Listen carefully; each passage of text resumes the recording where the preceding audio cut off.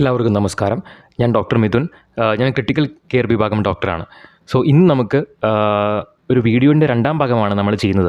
So ആദ്യത്തെ വീഡിയോയിൽ നമ്മൾ സ്നേക്ക് ബൈറ്റിനെ കുറിച്ചും എങ്ങനെ poisonous and non poisonous snakes തമ്മിൽ വേർതിരിച്ച് അറിയാൻ സാധിക്കും, അതുപോലെ തന്നെ clinical features of different types of snake bites, ഇതൊക്കെ നമ്മൾ നോക്കിയിരുന്നു. ഇതിപ്പോൾ രണ്ടാം ഭാഗമാണ്. ഇവിടെ നമ്മൾ എന്തൊക്കെയാണ് dos and don'ts after snake bite, അതുപോലെ തന്നെ എമർജൻസി ആയിട്ട് എമർജൻസി ട്രീറ്റ്മെൻറ്റ് എന്താണ്, ICUവിൽ എങ്ങനെയാണ് ഒരു സ്നേക്ക് ബൈറ്റ് പേഷ്യൻറ്റ് വന്നിട്ടുണ്ടെങ്കിൽ എങ്ങനെ മാനേജ് ചെയ്യും എന്നതിനെ പറ്റിയാണ് നമ്മൾ ഡിസ്കസ് ചെയ്യുന്നത്. ഓക്കെ, നമുക്ക് വീഡിയോയിലേക്ക് കിടക്കാം. സോ ഒരു സ്നേക്ക് ബൈറ്റ് കിട്ടിയ ഒരു രോഗി എന്ന് പറയുമ്പോൾ അദ്ദേഹം ഭയന്ന് വിറച്ച ഒരവസ്ഥയിലായിരിക്കും. അതുപോലെ തന്നെ അദ്ദേഹത്തിൻ്റെ റിലേറ്റീവ്സിൻ്റെ ടെൻഷനും കൂടി ആകുമ്പോൾ രോഗിയുടെ അവസ്ഥ വളരെ ഗുരുതരമാകും. ഭയങ്കര ഒരു ആൻസിയറ്റി ലെവലായിരിക്കും രോഗിയുടേത്. അത് ആൻസിയറ്റി കൂടിക്കഴിഞ്ഞിട്ടുണ്ടെങ്കിൽ വിഷം വളരെ പെട്ടെന്ന് തന്നെ സർക്കുലേറ്റ് ചെയ്യാനും അതുപോലെ തന്നെ ബ്രെയിനിലെത്തി അല്ലെങ്കിൽ വിവിധതരം ഓർഗൻസിലെത്തി രോഗാവസ്ഥ മൂർച്ഛിക്കാനുള്ള സാധ്യത വളരെ കൂടുതലാണ്. സോ എന്തൊക്കെയാണ് ഡൂസ് ആൻഡ് ഡോൺസ് എന്ന് നമുക്ക് നോക്കാം. സോ ആദ്യമായി നമുക്ക് ഡൂസിലേക്ക് കിടക്കാം. ഫസ്റ്റ് എയ്ഡാണ്. എന്തൊക്കെയാണ് ഡൂസ്, എന്തൊക്കെ ചെയ്യാം സ്നേക്ക് ബൈറ്റ് ഉള്ള രോഗി നമ്മുടെ മുമ്പിലുണ്ടെങ്കിൽ എന്തൊക്കെയാണ് നമുക്ക് ചെയ്യാൻ സാധിക്കുക, ഫസ്റ്റ് എയ്ഡായിട്ട് എന്തൊക്കെയാണ് നമുക്ക് ചെയ്യാൻ സാധിക്കുക എന്ന് നമുക്ക് നോക്കാം. സോ ഒന്നാമത്തെ കാര്യം ആളിനെ ശാന്തമാക്കുക എന്നുള്ളതാണ്. Keep the victim calm. അപ്പോൾ ഞാൻ പറഞ്ഞു, ആൻസൈറ്റി കൂടുമ്പോൾ അത് പൾസ് റേറ്റും BPയും അതുപോലെ തന്നെ ഷൂട്ടപ്പ് ആവുന്നു. വിഷം പെട്ടെന്ന് തന്നെ സർക്കുലേറ്റ് ചെയ്തിട്ട് അതിൻ്റെ ടാർഗറ്റ് ഓർഗൻസിലെത്താൻ വളരെ പെട്ടെന്ന് സാധിക്കും. അതുകൊണ്ട് തന്നെ വിക്ടിമിനെ ശാന്തമാക്കുക എന്നുള്ളതാണ് നമുക്ക് ആദ്യമായിട്ട് ചെയ്യാനുള്ളത്. രണ്ടാമത്തെ കാര്യം മൂവ്മെൻറ്റ് കുറയ്ക്കുക എന്നുള്ളതാണ്. അതായത് രോഗിയെ ഒരു സ്ഥലത്ത് ഇരുത്തുക. ഒരിക്കലും അദ്ദേഹം പേടിച്ച് ഭയന്ന് വിറച്ച് ഓടാനോ അല്ലെങ്കിൽ മുറവിളി കൂട്ടാനോ ഒന്നും പാടില്ല. എവിടെയെങ്കിലും ഒരു സ്ഥലത്ത് പേഷ്യൻറ്റിനെ റെസ്റ്റ് ചെയ്യിപ്പിക്കുക എന്നുള്ളതാണ് രണ്ടാമത്തെ കാര്യം. മൂന്നാമത്തെ കാര്യം എന്നുള്ളത്, ഇപ്പോൾ കയ്യിലാണ് കടിയേറ്റിട്ടുണ്ടെങ്കിൽ ഒരിക്കലും കൈ ഹൃദയത്തിൻ്റെ ലെവലിൻ്റെ മുകളിലായിട്ട് ഒരിക്കലും കൈ വയ്ക്കരുത്. അത് പെട്ടെന്ന് തന്നെ വിഷം സർക്കുലേറ്റ് ചെയ്യാൻ കാരണമായേക്കാം. ഉടനെ തന്നെ പേഷ്യൻറ്റിനെ ആശുപത്രിയിലേക്ക് കൊണ്ടുപോവുക എന്നുള്ളതാണ്. എന്തൊക്കെയാണ് ചെയ്യാൻ പാടില്ലാത്ത കാര്യങ്ങൾ? ഇപ്പോൾ ചെയ്യാൻ പാടില്ലാത്ത കാര്യങ്ങളാണ് നമ്മൾ ഒരുപാട് ശ്രദ്ധിക്കേണ്ടത്. കാരണം ഒരുപാട് മണ്ടത്തരങ്ങൾ സ്നേക്ക് ബൈറ്റിൻ്റെ സമയത്ത് നമ്മൾ ചെയ്തു കൂട്ടാറുണ്ട്. ടെൻഷനിലും ബോധമില്ലാത്ത ഒരവസ്ഥ കാരണം പല മണ്ടത്തരങ്ങളും ചെയ്തു കൂട്ടാറുണ്ട്. അപ്പോൾ എന്തൊക്കെയാണ് നമ്മൾ ചെയ്യാൻ പാടില്ലാത്ത കാര്യങ്ങൾ? കടിസ്ഥലത്ത് ഒരിക്കലും ഒരു കട്ടിങ്ങോ ഇൻസിഷൻസോ ബ്ലേഡ് കൊണ്ടൊരു വര വരഞ്ഞ് കടിച്ച സ്ഥലത്ത് ബ്ലേഡ് കൊണ്ടൊരു വര വരഞ്ഞ് ഒരിക്കലും വിഷം പുറത്തെടുക്കാൻ ശ്രമിക്കുകയോ അങ്ങനെ ഒരിക്കലും ചെയ്യാൻ പാടില്ലാത്തതാണ്. പിന്നെ അതുപോലെ തന്നെ പെരിഫറലായിട്ടുള്ള ഏരിയാസിലൊക്കെ ചെയ്യുന്നതാണ്. നമ്മുടെ സ്നേക്കിൻ്റെ വെനം കടിച്ച സ്ഥലത്ത് നിന്ന് സക്ക് ചെയ്ത് എടുക്കുന്ന ഒരു അവസ്ഥ നമ്മൾ കാണാറുണ്ട്. അതൊരിക്കലും ചെയ്യാൻ പാടില്ലാത്തതാണ്. അതുപോലെ തന്നെ ഒരു ടൈറ്റ് ടൂർണിക്ക വെച്ചിട്ട് കടിച്ച സ്ഥലത്തിന് മുകളിൽ കെട്ടാൻ ഒരിക്കലും പാടില്ല. അത് തെറ്റായിട്ടുള്ള ഒരു ഫസ്റ്റ് എയ്ഡാണ്.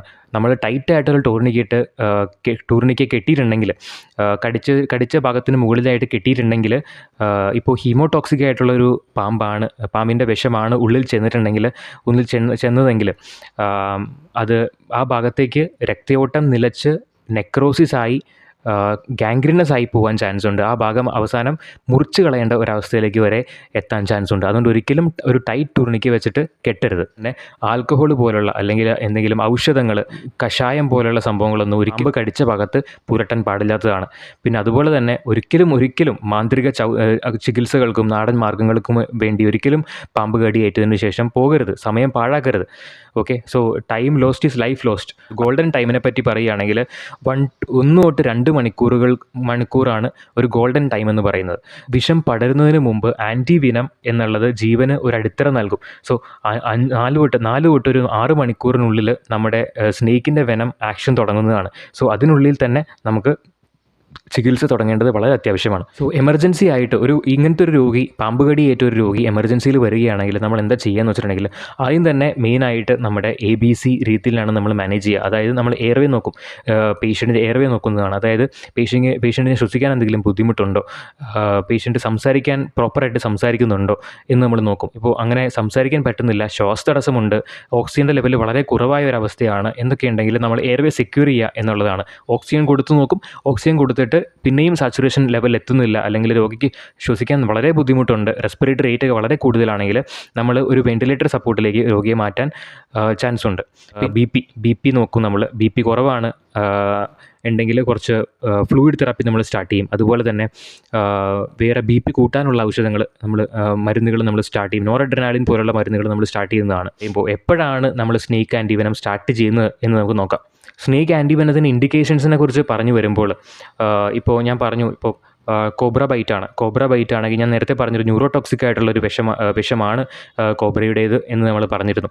സോ അതിൻ്റെ ലക്ഷണങ്ങൾ, ന്യൂറോടോക്സിക് ആയിട്ടുള്ള ലക്ഷണങ്ങളുണ്ട്. അതായത് കണ്ണ് തുറക്കാൻ ബുദ്ധിമുട്ടുണ്ട്, അല്ലെങ്കിൽ ഡിസാർത്രിയ, സംസാരിക്കാൻ ബുദ്ധിമുട്ടുണ്ട്, ഡിസ്ഫേജിയ, കഴിക്കാൻ ബുദ്ധിമുട്ടുണ്ട്, അല്ലെങ്കിൽ ബ്ലേഡ് വിഷൻ ഉണ്ട്, അല്ലെങ്കിൽ ബ്ലൈൻഡ്നെസ് പോലുള്ള അവസ്ഥകളുണ്ട്, അല്ലെങ്കിൽ കഴുത്തിന് തളർച്ച, കൈയും കാലും പാരലൈസ് ആവുന്ന ഒരവസ്ഥ, അല്ലെങ്കിൽ ശ്വാസതടസ്സമുണ്ട്, റെസ്പിറേറ്ററി മസിൽസും പാരലൈസ് ആവുന്ന ഒരു അവസ്ഥയൊക്കെ ഉണ്ടെങ്കിൽ, വൈപ്പർ ബൈറ്റ് ആണെങ്കിൽ ഹീമോടോക്സിക് ആയിട്ടുള്ള ലക്ഷണങ്ങൾ, അതായത് നമ്മൾ ഒരു clotting test, whole blood clotting test എന്ന് പറയുന്നൊരു ടെസ്റ്റിംഗ് ഉണ്ട്. അതായത് ടെസ്റ്റ് ട്യൂബിലേക്ക് പേഷ്യൻ്റെ ബ്ലഡ് എടുത്തതിന് ശേഷം ഒരു 20 മിനിറ്റ് നമ്മൾ വെക്കാറുണ്ട്. അപ്പോൾ 20 മിനിറ്റിനുള്ളിൽ ക്ലോട്ട് ചെയ്യുന്നുണ്ടെങ്കിൽ ഹീമോടോക്സിക് അല്ലാത്ത ഒരു വിഷമാണ് അകത്തേക്ക് ചെന്ന് എന്ന് നമുക്ക് മനസ്സിലാക്കാൻ പറ്റും.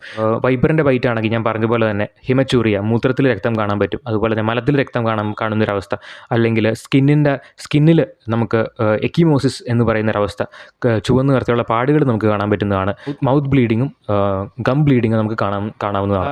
കടിച്ച സ്ഥലം നോക്കുകയാണെങ്കിൽ ഭയങ്കര വേദനയും ഭയങ്കര ഇൻഫ്ലമേഷനുള്ള ഒരവസ്ഥ, ഇൻഫ്ലമേഷൻ കൂടുന്നൊരവസ്ഥ. ഇൻഫ്ലമേഷൻ കൂടി ഞാൻ നേരത്തെ പറഞ്ഞ പോലെ നെക്രോസിസ് എന്ന അവസ്ഥയിലേക്ക് നീങ്ങുന്നുണ്ടെന്ന് ക്ലിനിക്കലി നമുക്ക് മനസ്സിലാവുകയാണെങ്കിൽ, അല്ലെങ്കിൽ പേഷ്യൻ്റെ ബി പി കുറവാണ്, അതുപോലെ തന്നെ പേഷ്യൻറ്റിൻ്റെ കോൺഷ്യസ്നെസ് ഭയങ്കര ഓൾട്ടേർഡ് ആണ്, അല്ലെങ്കിൽ സർക്കുലേറ്ററി സിസ്റ്റം കൊലാപ്സ് ആവുന്നൊരവസ്ഥ, ഞാൻ പറഞ്ഞു ബി പി കുറയുന്നു, ഹാർട്ട് റേറ്റ് വളരെ കൂടുന്നു, പേഷ്യൻ്റ് അൺകോൺഷ്യസ് ആവുന്നു, ബ്ലഡ് പല ഓർഗൻസിനും ബ്ലഡ് കിട്ടാത്തൊരവസ്ഥ, ഇതൊക്കെ നൽകേണ്ട ഇൻഡിക്കേഷൻസ് എന്ന് പറയുന്നത് ഇതൊക്കെയാണ്. എപ്പോഴാണ് ISP ഇൻഡിക്കേറ്റഡ് അല്ലാത്തത് എന്ന് നമുക്ക് നോക്കാം. അപ്പോൾ നോൺ പോയിസണസ് ആയിട്ടുള്ള സ്നേക്ക് ബൈറ്റ് ആണ്. ചിലപ്പോൾ രോഗിയോടൊപ്പം തന്നെ പേഷ്യൻ്റെ റിലേറ്റീവ്സ് കടിച്ച പാമ്പിനെയും കൊണ്ടുവരാൻ ചാൻസ് ഉണ്ട്. അപ്പോൾ അങ്ങനെയാണെങ്കിൽ നമുക്ക് പോയിസണസ് ആണോ നോൺ പോയിസണസ് സ്നേക്ക് ആണോ എന്ന് കടിച്ചതെന്ന് മനസ്സിലാവും. നോൺ പോയിസണസ് സ്നേക്ക് ആണെങ്കിൽ നമ്മൾ ASP സ്റ്റാർട്ട് ചെയ്യേണ്ട ആവശ്യമില്ല. അല്ലെങ്കിൽ നമ്മൾ ആ കടിച്ച സ്ഥലം നോക്കുക, അധികം ഇൻഫ്ലമേഷൻ ഒന്നുമില്ല, പെയിൻ ഒന്നും അധികം ഇല്ലെങ്കിൽ നമുക്ക് ഒബ്സർവ് നിരീക്ഷിക്കാവുന്നതാണ് പേഷ്യൻറ്റിനെ. പെട്ടെന്ന് തന്നെ ASP anti snake venom start ചെയ്യേണ്ട ആവശ്യമില്ല. അതുപോലെ തന്നെ നമുക്ക് സ്നേക്കിൻ്റെ ഫാങ് മാർക്സ് തന്നെ നമുക്ക് കടിച്ച സ്ഥലത്ത് കാണാൻ പറ്റും. ഇപ്പോൾ ഞാൻ പറഞ്ഞിരുന്നു, ഭയങ്കര ഹോളോ ഹൈപ്പോഡെർമിക് നീഡിൽ പോലത്തെ ഫാങ് മാർക്സ് ആയിരിക്കും ഒരു പോയിസണസ് സ്നേക്കിനുള്ളത്. നോൺ പോയിസണസ് ആണെങ്കിൽ ചെറിയ സോളിഡ് ടീത്ത് പോലെയാണ് അവർക്ക് ഉണ്ടാവുക. അപ്പോൾ അത് നോക്കി ടീത്തിൻ്റെ മാർക്ക് നോക്കിയും, അതുപോലെ തന്നെ ലോക്കൽ ഇൻഫ്ലമേഷൻ നോക്കിയും, അതുപോലെ തന്നെ പേഷ്യൻറ്റിനെ ക്ലിനിക്കലി നമുക്ക് നോക്കിയും നമുക്ക് ASP സ്റ്റാർട്ട് ചെയ്യണോ വേണ്ടിയോ എന്ന് തീരുമാനിക്കാവുന്നതാണ്. അതുപോലെ തന്നെ നമ്മൾ ASP anti snake venom start ചെയ്യുന്നതിന് മുമ്പ് ശ്രദ്ധിക്കേണ്ട ഒരു കാര്യം എന്ന് വെച്ചിട്ടുണ്ടെങ്കിൽ, ആൻറ്റി സ്നേക്ക് വെനം എന്ന് പറയുന്നത് നമ്മൾ കുതിരയിൽ നിന്ന് എടുക്കുന്നതാണ് ആൻറ്റി സ്നേക്ക് വെനം എന്ന് പറയുന്നത്. അതായത് ഇന്ത്യയിൽ കണ്ടുവരുന്ന 4 തരത്തിലുള്ള വിഷപ്പാമ്പുകൾ, അതായത് കോബ്ര, അതുപോലെ തന്നെ വൈപ്പർ, സോസ്കെയിൽഡ് വൈപ്പർ, റസിൽ വൈപ്പർ, അതുപോലെ തന്നെ കോമൺ ക്രെയിറ്റ്, ഈ 4 പാമ്പുകളുടെയും വെനം കുത്തിവെച്ചതിന് ശേഷം കുതിരയ്ക്ക് നല്ല ഇമ്മ്യൂണിറ്റി പവർ ഉള്ളത് കൊണ്ട് അവ മരണപ്പെടാതിരിക്കുകയും അവരുടെ ബോഡിയിൽ ഇതിനെതിരെയുള്ള ഒരു ആൻറ്റിബോഡി ഡെവലപ്പ് ചെയ്യുകയും ചെയ്യുന്നു. ഈ ആൻറ്റിബോഡി വേർതിരിച്ചെടുത്താണ് നമ്മൾ ആൻറ്റി സ്നേക്ക് വെനം ഡെവലപ്പ് ചെയ്യുന്നത്. അതുകൊണ്ട് തന്നെ നമ്മുടെ ഹ്യൂമൻ ബോഡിയിലേക്ക് ഇത് ഇഞ്ചെക്ട് ചെയ്യാൻ നേരത്ത് വളരെയധികം അനാഫിലാക്റ്റിക് റിയാക്ഷൻസോ അല്ലെങ്കിൽ അലർജിയൊക്കെ വരാൻ ചാൻസ് ഉണ്ട്. ചൊറിച്ചിലായിട്ടോ അല്ലെങ്കിൽ കൂടിയ രീതിയിലോ ആണെങ്കിൽ BP കുറഞ്ഞു പോകാം. അതുപോലെ തന്നെ നല്ല ഇൻഫ്ലമേഷൻസ് വരാം, ശ്വസിക്കാൻ ബുദ്ധിമുട്ടുള്ളൊരവസ്ഥയിലേക്ക് വരാം. അങ്ങനെയൊക്കെ ആണെങ്കിൽ നമ്മൾ ആൻറ്റി സ്നേക്ക് വെനം നിർത്തിയതിന് ശേഷം അഡ്രിനാലിൻ പോലുള്ള മരുന്നുകൾ ഉപയോഗിച്ച ശേഷം രോഗി ക്ലിനിക്കലി അനാഫിലാക്സിസിൽ നിന്ന് മുക്തി നേടി എന്ന് നമുക്ക് ഉറപ്പായതിനു ശേഷം ആൻറ്റി സ്നേക്ക് വെനം റീസ്റ്റാർട്ട് ചെയ്യാവുന്നതാണ്. നമ്മുടെ സപ്പോർട്ടീവ് ട്രീറ്റ്മെൻറ്റിനെ കുറിച്ച് പറയാൻ നേരത്ത് നമ്മൾ ചില ശ്വാസതടസ്സം ഉണ്ടെങ്കിൽ വെന്റിലേറ്ററിൽ വെക്കുന്നു, BP കുറവാണെങ്കിൽ BP സപ്പോർട്ടീവ് മെഡിക്കേഷൻസ് കൊടുക്കുന്നു. അതുപോലെ തന്നെ നമ്മൾ ബാക്കി എല്ലാ ടെസ്റ്റുകളും നമ്മൾ ചെയ്തു നോക്കുന്നതാണ്. ലിവർ ഫംഗ്ഷൻ ടെസ്റ്റ് എങ്ങനെയാണ്, കിഡ്നി ഫംഗ്ഷൻ ടെസ്റ്റ് എങ്ങനെയാണ്, ഹാർട്ടിൻ്റെ ഫംഗ്ഷൻ എങ്ങനെയാണ് എന്നൊക്കെ നമ്മൾ നോക്കുന്നു. ഇത് ടോക്സിൻ ആയത് കാരണം എല്ലാ ഓർഗൻസിനെയും ഒരുപോലെ അഫക്റ്റ് ചെയ്യാൻ ചാൻസ് ഉണ്ട്. ഇപ്പോൾ ഹാർട്ടിനെയൊക്കെ അഫക്റ്റ് ചെയ്യുകയാണെങ്കിൽ പെട്ടെന്നൊരു എറിത്മിയാസ്, ഹാർട്ടിൻ്റെ റിതം കൂടാനും ഹാർട്ടിൻ്റെ പമ്പിങ് ആക്ഷൻ കുറയാനും കൺട്രാക്ടിലിറ്റി കുറയാനൊക്കെ ചാൻസ് ഉണ്ട്. ഇപ്പോൾ ഹാർട്ട് പ്രോപ്പറായിട്ട് പമ്പ് ചെയ്യുന്നില്ല ബ്ലഡെങ്കിൽ പല ഓർഗൻസിനെയും അഫക്റ്റ് ചെയ്യും. അതുപോലെ ബ്രെയിനിനെ അഫക്റ്റ് ചെയ്യാൻ ചാൻസ് ഉണ്ട്, ലിവറിനെ അഫക്റ്റ് ചെയ്യാൻ ചാൻസ് ഉണ്ട്, ഷോക്ക് ലിവർ എന്നൊരവസ്ഥയിലേക്ക് പോകാൻ ചാൻസ് ഉണ്ട്. അതുപോലെ തന്നെ കിഡ്നി ഇപ്പോൾ ഞാൻ പറഞ്ഞു ഹീമോലൈസിസ് എന്നൊരവസ്ഥ ഉണ്ടാകും. പൈപ്പർ ബൈറ്റ് കാരണം ഹീമോലൈസിസ് എന്നൊരവസ്ഥ ഉണ്ടാവാൻ ചാൻസ് ഉണ്ടെന്ന് ഞാൻ പറഞ്ഞു. അപ്പോൾ ഹീമോഗ്ലോബിൻ ഡിഗ്രഡേഷൻ പ്രോസസ് ഉണ്ടായതിനു ശേഷം കിഡ്നിക്ക് അത് പ്രോപ്പറായിട്ട് എക്സ്ക്രീറ്റ് ഔട്ട് ചെയ്യാൻ പറ്റാത്തൊരവസ്ഥ വരാൻ നേരത്ത്, കിഡ്നിയിൽ ഓവർലോഡ് ആവാൻ നേരത്ത് കിഡ്നി ഇഞ്ചുറിയിലേക്കും പോകാനുള്ള അവസ്ഥയുണ്ട്. അതുപോലെ തന്നെ ഡയറക്റ്റ് ടോക്സിനും കിഡ്നിയിൽ ഇഞ്ചുറി ഡയറക്റ്റായിട്ട് ഉണ്ടാകാനുള്ള ചാൻസ് വളരെ കൂടുതലാണ്. അങ്ങനെയൊക്കെയുള്ള അവസ്ഥ വരുവാണെങ്കിൽ, കിഡ്നി ഇഞ്ചുറിയിലേക്ക് വരുവാണെങ്കിൽ പേഷ്യൻ്റ് യൂറിൻ പാസ് ചെയ്യാനുള്ള ചാൻസ് വളരെ കുറവാണ്. യൂറിൻ പാസ് ചെയ്യാത്തൊരവസ്ഥയാണ് എങ്കിൽ നമുക്ക് ഡയാലിസിസ് പോലുള്ള മാർഗ്ഗങ്ങളിലേക്ക് തിരിയാനും ചാൻസ് ഉണ്ട്. പേഷ്യൻ്റ് ക്ലോട്ടിംഗ് സിസ്റ്റം, ഹീമോടോക്സിക് ആയിട്ടുള്ളൊരു വൈപ്പർ ബൈറ്റ് കാരണം നമ്മുടെ ബോഡിയുടെ കൊയാഗുലേഷൻ സിസ്റ്റം തന്നെ മാറിമറിയാൻ ചാൻസ് ഉണ്ട്. അങ്ങനെയുള്ളൊരവസ്ഥയാണെങ്കിൽ ക്ലോട്ടിംഗ് നേരെയാക്കാനായിട്ട് നമുക്ക് പലതരത്തിലുള്ള ഫ്രഷ് ഫ്രോസൺ പ്ലാസ്മ പോലെയോ അല്ലെങ്കിൽ പ്ലേറ്റ്ലെറ്റ് പോലെയുള്ള ഘടകങ്ങളും ബ്ലഡിൻ്റെ ഘടകങ്ങളും കൊടുക്കാനുള്ള ചാൻസസ് ഉണ്ട്. ഇനിയിപ്പോൾ നമ്മൾ ആൻറ്റി സ്നേക്ക് വെനം കൊടുത്തതിന് ശേഷം നമ്മൾ ഓരോ 6 മണിക്കൂർ കൂടുമ്പോഴും നമ്മൾ ഹോൾ ബ്ലഡ് ക്ലോട്ടിംഗ് ടെസ്റ്റ് നമ്മൾ റിപ്പീറ്റ് ചെയ്തുകൊണ്ടിരിക്കും. എങ്ങനെയാണ് ക്ലോട്ടിംഗ് സിസ്റ്റം നമ്മുടെ ആൻറ്റി സ്നേക്ക് വെനത്തിനോട് റിയാക്ട് ചെയ്യുന്നത് എന്നറിയാൻ വേണ്ടി. അതുപോലെ തന്നെ ബാക്കിയുള്ള ടെസ്റ്റുകളും നമ്മൾ ചെയ്തു നോക്കുന്നതാണ്. ക്ലിനിക്കലി പേഷ്യൻ്റ് എങ്ങനെയാണ് പെരുമാറുന്നത്, പേഷ്യൻ്റ് റെസ്പോൺസ് നമ്മൾ നോക്കും. ബാക്കിയുള്ള ഓർഗൻ സിസ്റ്റംസ് എങ്ങനെയാണ് നമ്മുടെ ആൻറ്റി സ്നേക്ക് വെനത്തിനോട് റെസ്പോണ്ട് ചെയ്യുന്നത് എന്ന് നമ്മൾ നോക്കുന്നതാണ്. അപ്പോൾ ക്ലോട്ടിംഗ് സിസ്റ്റം 6 മണിക്കൂറിന് ശേഷം ക്ലോട്ടിംഗ് സിസ്റ്റം പഴയ അവസ്ഥയിൽ തന്നെയാണ്. ഒട്ടും ഇമ്പ്രൂവ്മെൻ്റ് ഒന്നും ഇല്ലെങ്കിൽ നമ്മൾ ASV റിപ്പീറ്റ് ചെയ്യാറുണ്ട്, ആൻറ്റി സ്നേക്ക് വെനം റിപ്പീറ്റ് ചെയ്യാറുണ്ട്. ഇമ്പ്രൂവ്മെൻറ്റ് കാണിച്ചാൽ മാത്രമാണ് നമ്മൾ പേഷ്യൻറ്റിനെ ICUവിൽ നിന്ന് വാർഡിലേക്ക് മാറ്റാറുള്ളൂ.